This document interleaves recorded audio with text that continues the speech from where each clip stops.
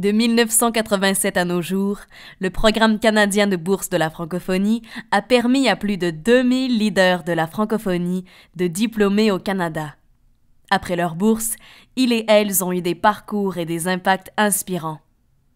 Il nous fait aujourd'hui très plaisir de vous partager le parcours exceptionnel d'un de ces boursiers.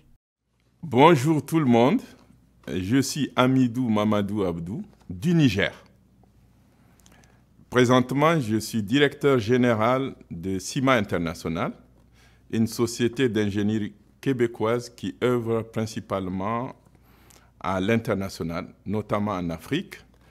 Je suis président directeur général de CIMA Global, une autre firme d'ingénierie québécoise qui œuvre exclusivement en Afrique. Et je suis président du Rassemblement national africain, un parti politique nigérien. J'ai bénéficié de la bourse de la francophonie d'août 1991 à août 1996. Ce programme de bourse m'a permis de compléter une maîtrise en sciences appliquées et un doctorat PhD à l'École polytechnique de Montréal en génie civil. Pouvez-vous nous parler de votre expérience en tant que boursier du PCBF? J'ai postulé à la bourse de la francophonie et je sortais d'une formation d'ingénieur civil en Chine. Quand j'ai entendu parler de la bourse de la francophonie, qui venait d'être lancée il y a peut-être première ou deuxième promotion, j'ai postulé naturellement et je voulais changer d'expérience de la Chine au Canada. C'est une des raisons principales. Également, on dit francophonie, donc c'est comme pour moi, puisqu'en Chine, j'ai étudié en chinois et en anglais, c'est comme pour moi un retour, et justement à la langue que je maîtrise le plus, le français. Partagez-nous une anecdote et un bon souvenir de votre passage en tant que boursier. Je me souviens encore de notre session d'acclimatation. Arrivé tout nouveau au Canada et avec des boursiers et des boursières de différents horizons, d'avoir des conseils sur la vie ici. Je me rappelle encore de cette anecdote.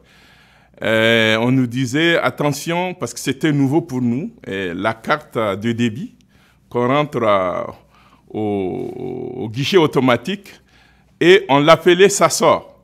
On nous a dit, attention, ça sort tant qu'il y a de l'argent. À ce moment, ça ne sortira plus, et parce qu'il y avait déjà des étudiants qui avaient des difficultés, ça sort jusqu'à ce que ça ne sorte pas, avant la fin du mois. Alors, c'est une petite anecdote de ce genre comme conseil qui nous a beaucoup servi. L'autre chose, c'est le suivi pédagogique. Nous avons bénéficié, en tout cas personnellement, d'un suivi pédagogique soutenu qui m'a permis, qui a stimulé ma performance, notamment par des conseils, par le suivi serré auprès de mon directeur de thèse, et qui nous a conduit effectivement à l'excellence, au succès. Quel avantage avez-vous trouvé de cette bourse? Nous avons eu des budgets de recherche conséquents qui nous permettent d'aller investiguer sur le terrain, mener des enquêtes, participer à des réunions scientifiques, à des conférences internationales scientifiques, où des fois nous avons des communications à faire ou apprendre des autres, de nos pairs. Et ça, la bourse nous a bien accompagnés, nous a donné cette possibilité et qui a contribué au succès de nos études. L'encouragement à choisir des sujets de thèse qui aident au développement de nos pays. Par exemple, j'ai choisi un sujet de recherche qui se rapporte à la gestion des eaux internationales du fleuve Niger, et notamment pour éviter des conflits entre le Mali et le Nigeria, du fait que le Niger voulait construire un barrage, le barrage de Kandadi. Et j'ai construit un modèle mathématique qui s'appelle Kandoka, qui permet de gérer ces eaux internationales en tenant compte des besoins de ces trois pays et éviter des conflits. Quel a été votre parcours après la bourse du PCBF? Après la bourse, mon premier employeur a été SNC-Lavalin. Comme beaucoup d'ingénieurs au Québec, on commence par la grande maison. Et j'ai eu la chance, avec les travaux de recherche que j'ai faits dans le domaine de la gestion des réservoirs à billes multiples, SNC-Lavalin m'a recruté comme expert en ressources hydriques.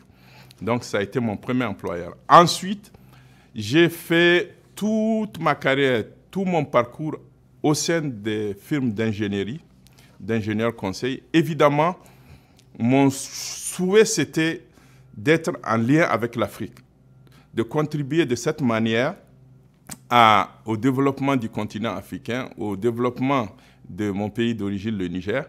Et c'est que j'ai eu la chance à travers une autre firme où je suis rentré, notamment Berocan International. Et à travers des consortiums avec Berocan et Cima Plus, j'ai fait connaissance de Cima Plus. Et par la suite, j'ai changé d'emploi pour rentrer chez Cima Plus à la division internationale Cima International, où j'ai pu évoluer, performer jusqu'à devenir associé senior, vice-président de la division internationale, donc Cima International, ce qui m'a permis de collaborer avec différents organismes et associations caritatives en lien avec l'Afrique. L'autre chose que ça m'a permis, c'est la capacité de venir en aide à des communautés vulnérables au Niger. J'ai fondé une ONG financée par moi et d'autres compatriotes de la diaspora.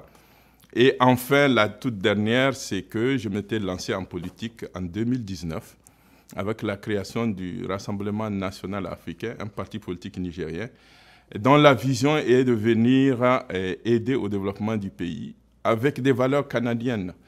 Quel a été votre impact en Afrique et dans la francophonie? Dans ma carrière d'ingénieur conseil, donc expert international, j'ai réalisé et participé à plus de 160 projets de développement.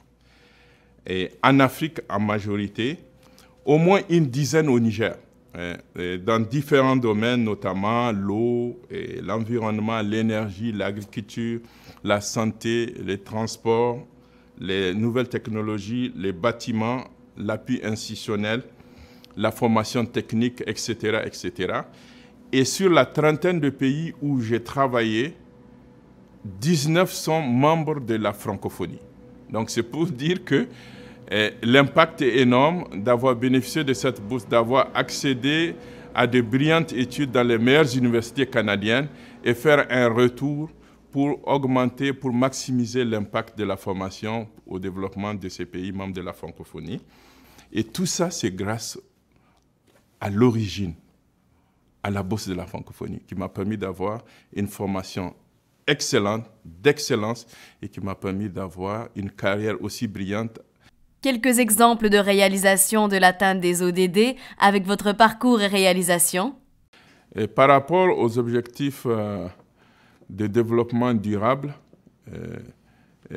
notamment la réduction de la pauvreté, j'ai réalisé beaucoup d'infrastructures de transport, de désenclavement, qui ont permis à des populations les plus enclavées, les plus reculées, de pouvoir écouler leur production agricole, notamment vers les grands centres. Donc, par exemple, le deuxième programme routier du Niger, qui a permis, à partir des axes principaux, des routes nationales, drainer plusieurs centaines de kilomètres de routes secondaires pour aider les populations à transporter leur production vers les grands centres. Et ça crée des revenus et ça contribue à diminuer, donc réduire la pauvreté de ces populations.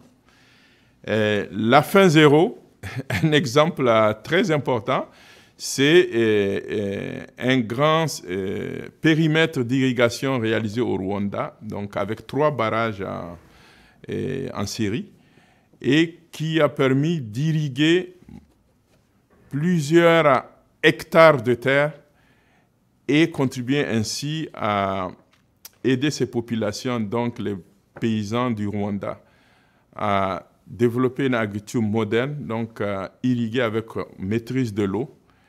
Et la production, on sait très bien, le Rwanda est cité parmi les pays en Afrique où le développement, ça monte et qui sort de la faim, donc atteinte de l'objectif fin zéro.